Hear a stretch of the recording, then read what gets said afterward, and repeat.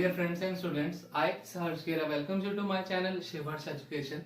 In this video, we are going to start a new topic and the name of the topic is linked list. अभी तक हमने जाना array क्या होता है, stack क्या होता है, queue क्या होती है, उनके algorithms जाने. अब हम start करेंगे linked list को.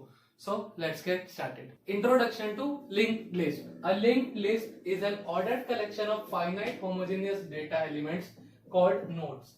क्या होता है, जो linked list होती है वो ऑर्डर्ड कलेक्शन होती है फाइनाइट होमोजेनियस डेटा एलिमेंट का, जिसको हम क्या कहते हैं, नोड्स कहते हैं.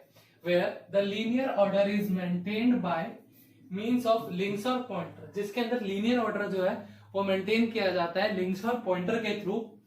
That is each node is divided into two parts. Her node को हम दो पार्ट्स में डिवाइड करते हैं और वो दो पार्ट्स क्या क्या कंटेन करते हैं. The first part contain the information of the element.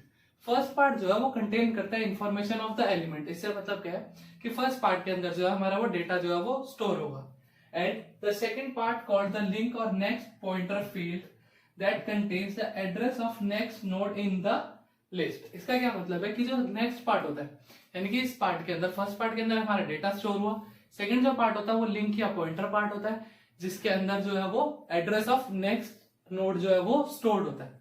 अब यहाँ पे हमने डायग्राम बनाया, पिक्टोरियल फॉर्म में समझते हैं कि जो लिंक लिस्ट है वो कैसे होती है. ये हमारी एक पर्टिकुलर पूरी जो है वो एक नोड है, ठीक है, ये एक हमारी नोड है. तो इस नोड के जो है वो दो पार्ट है, एक होता है डेटा फील्ड, दूसरी होती है लिंक फील्ड. डेटा फील्ड से मतलब जिसके अंदर हमारी जो भी इंफॉर्मेशन है वो स्टोर होगी. इस पार्ट के अंदर हमारी जो भी इंफॉर्मेशन, जो भी हमारा डेटा है वो स्टोर होगा. और लिंक पार्ट में क्या होता है, हमारे पास एक पॉइंटर होता है, ठीक है, जो कि क्या करता है, link to the next node. ये बताता है कि जो नेक्स्ट नोड है वो कहाँ पे हमारी स्टोर है. तो इस तरीके से जो है वो हम लिंक लिस्ट को डिफाइन करते हैं. हमारी लिंक लिस्ट जो होती है वो एक किस्म से लीनियर ऑर्डर है, क्योंकि हम उसमें पॉइंटर को यूज करके लीनियरिटी जो है वो शो कर रहे हैं. और जब हमने एरे पढ़ा था तो एरे जो होता है वो स्टैटिक होता है, यानी कि हमने उसको डिफाइन कर दिया पहले उसका साइज, हम बाद में उसका साइज चेंज जो है वो नहीं कर सकते, इसलिए वो स्टैटिक कहलाता था. बट लिंक लिस्ट में क्या होता है, लिंक लिस्ट जो है वो डायनेमिक होती है.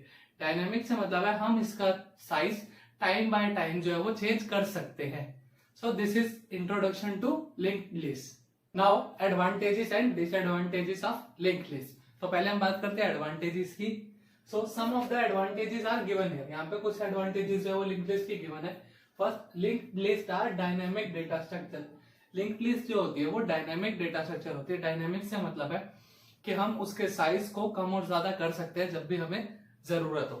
स्टैटिक थे हमारा एरे और डायनेमिक होती है हमारी लिंक लिस्ट. डायनेमिक से मतलब हम कभी भी उसका जो साइज है वो प्रीडिफाइन नहीं करते, जैसे जैसे हमें जरूरत पड़ती है हम उसमें साइज जो है वो इजीली एक्सटेंड और रिड्यूस कर सकते हैं. Second is insertion and deletion are easier and efficient. इसमें क्या होता है, जो इंसर्शन और डिलीशन है वो बहुत इजी होती है, क्योंकि हमें एक नोड है, नोड को कहीं भी हम ऐड कर सकते हैं, चाहे स्टार्टिंग में करना हो, चाहे एंडिंग में करना हो, चाहे किसी भी पोजीशन के ऊपर उसे एडजस्ट करना हो या ऐड करना हो. बहुत इजीली और एफिशिएंटली हम इसमें कर सकते हैं. Third, efficient memory utilisation.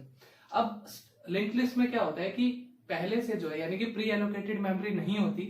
जब भी हमें जरूरत होती है हम तभी क्या करते हैं, मेमोरी एलोकेशन करते हैं, और जैसे ही हमें जरूरत नहीं होती तो हम वहां पे ही मेमोरी को डी एलोकेट भी इजिली कर सकते हैं.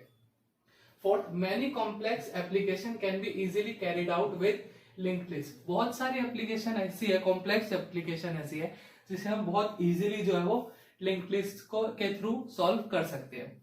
Now disadvantages of linked list. Linked list की disadvantage, some of the disadvantage are given here. First, more memory. जितनी ज्यादा फील्ड होंगी उतनी ही ज्यादा जो है वो हमारी मेमोरी कंज्यूम होगी.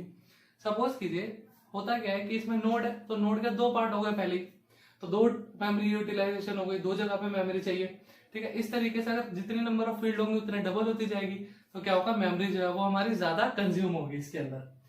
Second is access to data item more time consuming. इसका मतलब क्या है, एक्सेस करना किसी भी डेटा आइटम को मोर टाइम कंज्यूमिंग है.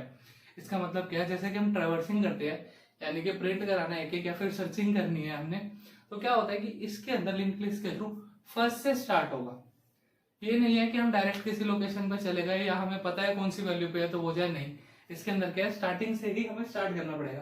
First node, second node, third node, fourth node, fifth node, इस तरीके से चलेगा. तो इसमें सर्चिंग करना या ट्रैवर्सिंग करना जो है वो थोड़ा सा टाइम कंज्यूमिंग होता है. सो this is introduction of linked list and advantage and disadvantage. Hope you like the video. Thank you.